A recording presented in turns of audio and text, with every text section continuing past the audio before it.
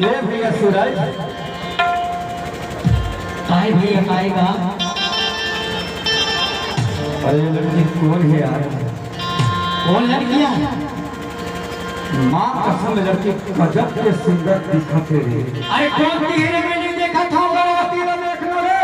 बाहर तीरा। और ये टिकवा रे। अरे कौन थी भैया कौन तीरे? ये खड़े हो देख तू। अरे तू चीज बड़ी है, मस्त मस्त तू चीज बड़ी है। क्या बात है? सही बात है भैया, बाहर सुंदर दिखाएगा। ये लड़की कौन है? कौन है जी? अरे तो लड़की नहीं जाना। अरे आज तक नहीं जाने, खाने में पाठे खोने पर बोली जाने। ये लड़की के मैं नस नस न जाना। ऐसे का सुन ले, ये बता दो। अरे भैया ले लहंगा भी तो लाते हैं रे। हरे हरे हरे जैसे उतरे सोन परी। हाय हाय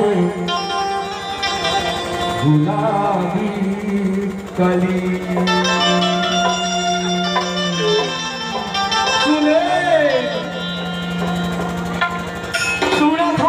सुना तू भैया।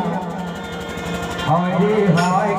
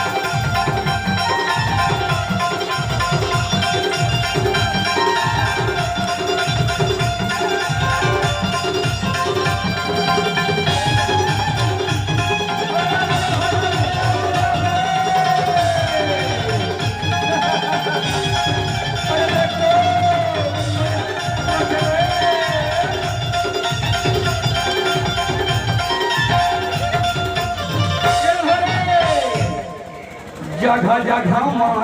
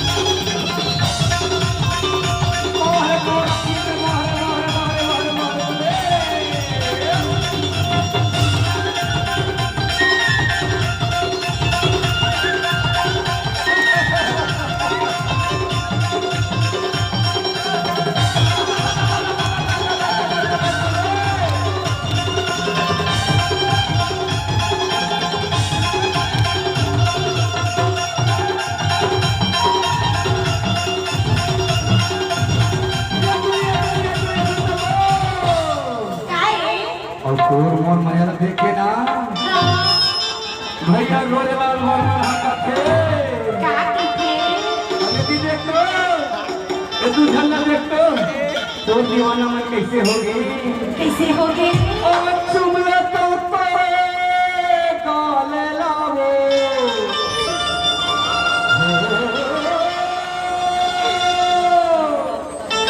चुमला तो तारे काले लावो मन हागे झुमेला मार नहीं नहीं ए मोर रोमावती जलाला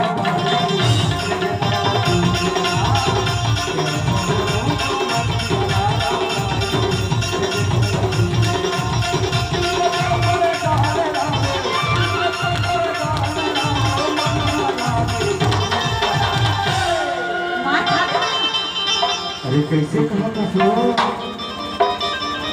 मैं ना बना मोर काला देखा था हाँ देखा था कते सुंदर देखा था ना छी एक मस्ता दिखातेगा हिमांशी हिमांशी इतने तरह कहा था का कहता कि मोर रोमावती जलाला